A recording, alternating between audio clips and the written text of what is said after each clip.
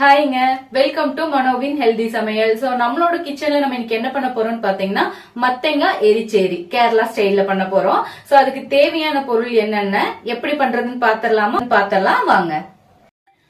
மத்தங்காய் எரிச்சேரிக்கு தேவையான பொருள் பாத்தீங்கன்னா மஞ்சள் பூசணி வந்து நான் 1/2 கிலோ வாங்கி இப்படி குட்டி குட்டியா கட் பண்ணி வச்சுக்கேன். ரொம்ப சின்னதா கட் பண்ண வேண்டாம், ஒரு மீடியம் சைஸுக்கு கட் பண்ணிருங்க. ஏன்னா இதை உடச்சு விடும்போது ரொம்ப குட்டியா கட் பண்ணிருந்தீங்கன்னா கூழ் மாதிரி ஆயிரும். சோ ஓரளவுக்கு மீடியம் சைஸ்ல கட் பண்ணி எடுத்துக்கோங்க. அதுக்கப்புறம் 200 கிராம்ஸ் பயிர் வந்து தட்டைப்பயிர் வந்து நைட்டே நான் ஊற வச்சு எடுத்து வச்சிருக்கேன். ஃபர்ஸ்ட் இதை நம்ம வேக வச்சிடலாம்.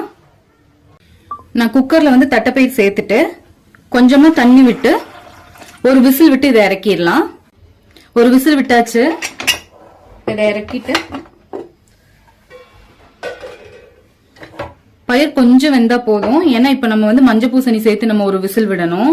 ஏன்னா ஃபர்ஸ்டே நம்ம மஞ்சள் பூசணி இது சேர்த்து விட்டோம்னா அது சீக்கிரம் குழஞ்சிரும். இப்ப மஞ்சள் பூசணியை வந்து நம்ம இந்த பயிர் கூட சேர்த்துடலாம். மஞ்சள் பூசணி சேர்த்தாச்சு. 1 ஸ்பூன் உப்பு,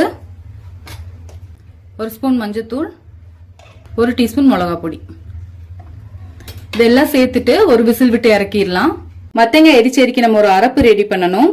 1/2 மூடி தேங்காய் திருகி வச்சிருக்கேன், 1 டீஸ்பூன் மஞ்சத்தூள், 3 வெள்ளைப்பூண்டு, 3 சின்ன வெங்காயம், 1 ஸ்பூன் ஜீரகம், 3 பச்சை மிளகாய் எடுத்திருக்கேன்.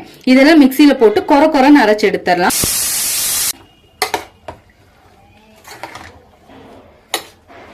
மஞ்சள் பூசணி சாப்பிடாதவங்க கூட இப்படி பண்ணி கொடுக்கும்போது சாப்பிட்டுக்குவாங்க.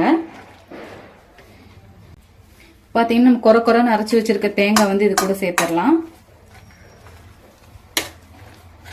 இதெல்லாம் சேர்த்து நல்லா மிக்ஸ் பண்ணிட்டு கரண்டி வச்சு இப்படி கொஞ்சம் நல்லா உடைச்சு விட்டுருங்க.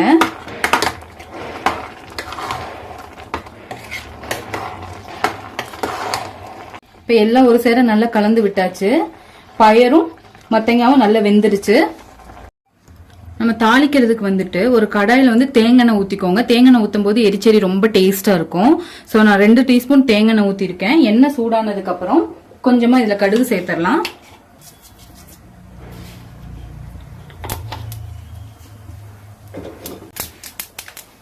கடுகு சேர்த்ததுக்கு அப்புறம் நான் 3 வரமிளகா வந்துட்டு நான் 2 கட் பண்ணி வச்சிருக்கேன். கொஞ்சம் கருவேப்பிலை அதையும் இது கூட சேர்த்துடலாம்.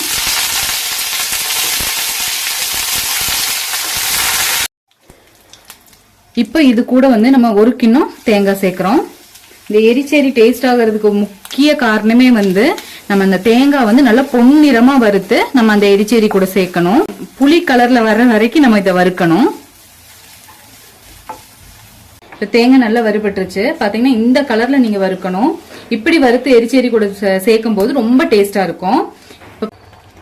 இப்ப எல்லாம் சேர்த்து ஒரு சேர நல்லா கலந்து விட்டாச்சு. தட்டைப்பயிரும் மஞ்சள் பூசணியும் நல்லா வெந்துருச்சு. இந்த ஸ்டேஜ்ல நம்ம தாளிப்பு சேர்த்துடலாம். நல்லா கலந்து விட்டுறலாம்.